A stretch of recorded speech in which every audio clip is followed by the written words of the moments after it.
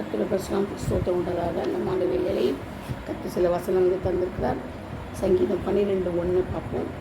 ரட்சியும் கர்த்தாவே, பக்தி உள்ளவன் அற்று போகிறான், உண்மை உள்ளவர்கள் மனுபுத்திரர்கள் குறைந்திருக்கிறார்கள் அப்படின்னு தாவீது சொல்கிறார். அது உண்மையா பொய்யா? உண்மை தான். எப்படி பொய்யாகும்? பொய்யாகாது. எப்படின்னா ஆண்டவர் ரட்சியும் கர்த்தாவே நான் கூப்பிடுறாரு.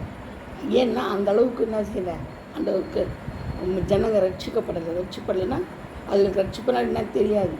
அதனால் ரட்சியும் காப்பாற்றுங்க, ரட்சிங்க அப்படின்னு சொன்னால் பக்தி உள்ளவன் அற்று போகிறான்.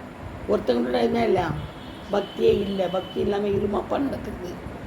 தேவ பயமே இல்லாமல் தாண்டுற கர்வீதனம், தான் எல்லாமே சுய இச்சையில கொண்டு தான் எல்லாமே.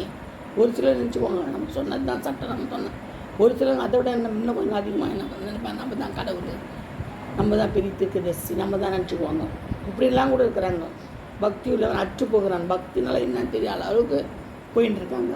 உண்மையுள்ளவர்கள் மனுபுத்திரர்கள் குறைந்திருக்கிறாங்க. எங்கேயோ ஒருத்தர் 2 பேர் தான் இருக்கிறாங்க உண்மையாக இருக்கிறாங்க. உண்மையாகவே நிறைய பேர் என்ன இல்லை, உண்மையாகவே இல்லை. அவரவர் தங்கள் தோளோட பற்றி போய் பேசுகிறார்கள். இச்சக உதவிகளாக இருமனதாக பேசுகிறார். 2 மனசு உள்ள ஒன்று வச்சு புற ஒன்று பேசுகிறாங்க. நம்மகிட்ட ஒன்று பேசுவாங்க, முன்னூற்றி அவங்ககிட்ட ஒரு நம்மளை பற்றி ஒன்று பேசுவாங்க. அவங்க தோளோட போய் பேசுறது ஃப்ரெண்ட்ஷிப்புன்னு சொல்லுவாங்க, ஃப்ரெண்டுன்னு சொல்லுவாங்க, உயிர்னு சொல்லுவாங்க, நண்பன் சொல்லுவாங்க, ஸ்நேகிதனுவாங்க. ஆனால் அவங்ககிட்ட என்ன செய்வாங்க, தோழர்கிட்டயே போய் பேசுவாங்க. அப்படியேப்பட்ட ஆட்கள்லாம் இருக்கிறாங்க. அதனால தான் தாவீது இது மாதிரி எழுதியிருக்கிறாரு. இச்சகம் பேசுகிற எல்லா உதடுகளையும் பெருமைகளை பேசுகிற நாவையும் கர்த்தர் அறுத்து போடுவாங்க. பயங்கரமாக இருக்குது பாருங்கள். நம்ம இந்த வசனத்தை நல்லா பார்க்கணும் பாருங்கள். இச்சகம் பேசுகிற எல்லா உதடுகளையும், இச்சகம் பேசுகிறத மற்றவங்களுக்கு விரோதமாக பேசுகிற காரியங்கள், அது மட்டும் இல்லை பெருமைகளை பேசுகிற நாவு, பெருமைகளும் கர்த்தரை எதிர்த்து நிற்கிறார். பெருமைகளுக்கு எப்போதும் ஆண்டவர் எதிர்த்து தான் நிற்பார். பக்கத்தில் நிற்க மாட்டார், உதவியும் செய்ய மாட்டார். அப்படிப்பட்ட என்ன செய்வாராம், கர்த்தர் அறுத்து போடுவாராம். பெருமை உள்ளவனுடைய பெருமை பேசுகிற நாவையும் கர்த்தர் அறுத்து போடுவார். இச்சகம் பேசுகிற உதடுகள், அது உதடுகள், இது எது, நாவு. இப்போ பார்த்தீங்களா, உதடு நாவு என்ன பண்ணுதுன்னு கர்த்தர் அறுத்து போடுவாராம். அப்போ அவருக்கு பிரியமில்லாத காரியம் அது இல்லையா.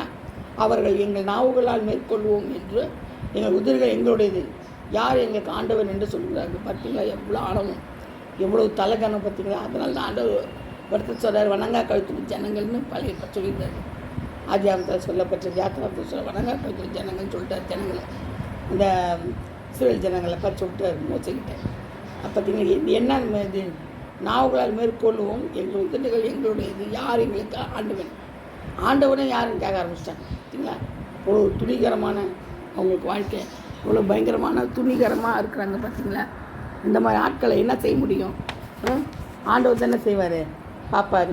துணிகரமான நாவு, ஏழைகள் பாழாக்கப்பட்டது நிமித்தமும் எளியவர்கள் பெருமூச்சு நிமித்தமும் நான் இப்பொழுது எழுந்து அவன் மேல் சீர்களுக்கு அவனை காத்து சுகமாக இருக்க பண்ணுவேன் என்று கர்த்தர் சொல்கிறார்.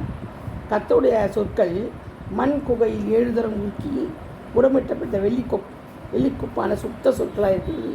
எப்படி இருக்குதான்? சுத்த சொற்கள் 7 தரம் உருக்கி புடமிட்ட வெள்ளிக்கொப்பான சுத்த சொற்களாக இருக்கிறது. கர்த்தர் இந்த வார்த்தையை சொல்லிப்பாராக, பாதுகாப்பாராக. ஆமென். இல்லையா பேசுகிறார். God bless you all.